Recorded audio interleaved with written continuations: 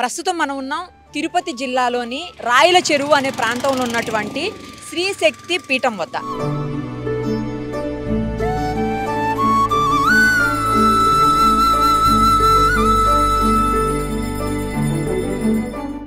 నిజానికి శక్తి పీఠాలన్ని చోట్ల కూడా పీఠాధిపతులుగా మగవాళ్ళు ఉంటారు. బట్ ఇక్కడ స్పెషల్ ఏంటంటే అమ్మవారు పీఠాధీశ్వరిగా అంటే పీఠాధిపతిగా మాతాజీ శ్రీ రమ్యానంద భారతి గారు.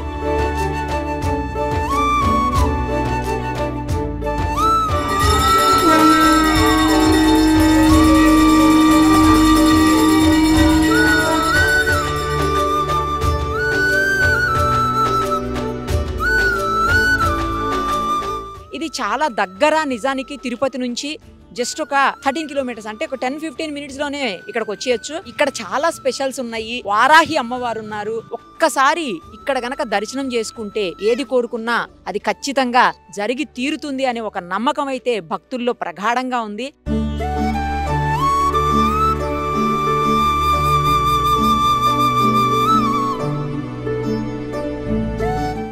చాలామంది మాతాజీలుగా ఉన్నప్పటికీ కూడా సాక్షాత్తు కాళీమాత యొక్క ప్రత్యక్షాన్ని పొందినటువంటి మంత్ర మాహేశ్వరిగా కీర్తింపబడేటువంటి ఈ శక్తి పీఠాధీశ్వరిగా అంత చిన్న వయసులోనే అంత మంత్రశక్తిని పొందినటువంటి అమ్మవారి స్వరూపంగా మేమంతా కూడా ఇక్కడ మాతాజీ రమ్యానంద భారతి స్వామి వారిని కీర్తిస్తూ ఉంటాం. అందులో ఇక్కడ వారాహి అమ్మవారు ఉన్నారు, ప్రత్యంగిర అమ్మవారు ఉన్నారు. సమస్తమైనటువంటి భయంకరమైన బాధలు, చెప్పుకోలేని బాధలు ఉంటాయి మనుషులకి. అవి శత్రు బాధలు, గ్రహ బాధలు, భూత బాధలు, ప్రేతాలు, ఇలాంటి సమస్తమైనవి కూడా కేవలం దర్శన మాత్రం చేత పోగొట్టేటువంటి మహామహిమాన్వితమైనటువంటి క్షేత్రం.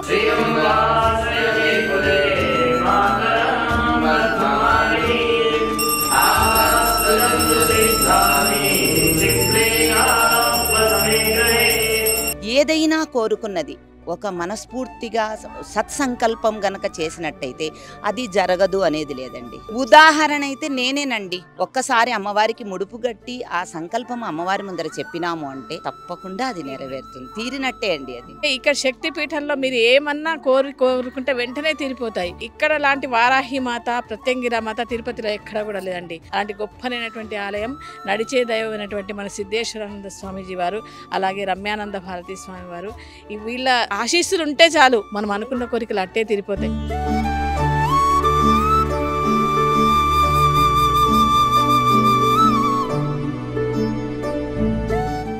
మంత్ర మహేశ్వరి శ్రీశక్తి పీఠాధీశ్వరి మాతాజీ శ్రీ రమ్యానంద భారతి గారు మనతో పాటు ఉన్నారు. ఒక్కసారి ఆమెతో మాట్లాడదాం.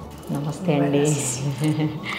శక్తిపీఠం దగ్గరకు వచ్చిన తర్వాత ఒక పాజిటివ్ ఎనర్జీ వచ్చిందండి. నాకే వచ్చింది. శ్రీ శక్తి అని పెట్టారు. నిజంగా శక్తి ఉంది ఈ పీఠానికి. ఇప్పుడు మీరు చెప్పారు చాలా అద్భుతమైనటువంటి వైబ్రేషన్స్ వస్తున్నాయి అని. దానికి కారణం ఏమిటంటే పాతాళం నుంచి శక్తి, పాతాళ ప్రత్యంగిరాదేవి మనకున్నది, అధర్వణ ప్రత్యంగిర, అలాగే పాతాళ శ్వేతవారాహిదేవి ఇక్కడ ఉన్నది.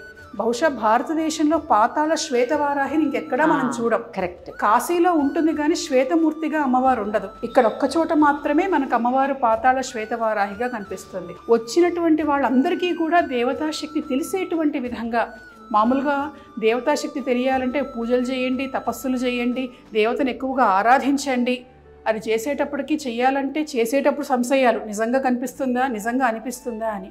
కానీ వేటితో సంబంధం లేకుండా కేవలం ఈ ప్రాంగణంలో అడుగుపెట్టి దేవతను దర్శించుకుంటే చాలు, దేవత ఇక్కడ ఉన్నది, దేవత చైతన్యం ఇక్కడ ప్రవహిస్తున్నది అని భావన కలిగేటువంటి విధంగా మనకు మంత్రశాస్త్రంలో చెప్పబడినటువంటి విధంగా ఒక అద్భుతమైనటువంటి సూత్రంతో ఈ శక్తిపీఠ నిర్మాణం అనేటువంటిది జరిగింది. ఇక్కడ ఈ క్షేత్రంలో వచ్చి దర్శనం చేసుకుంటే 100% ఏది కోరుకుంటే అది జరిగే తీరుతుంది అని చెప్తున్నారు అందరూ. అవును, వాళ్ళ అనుభవాల వల్ల అది చెప్తూ ఉండటం అనేటువంటిది జరిగింది.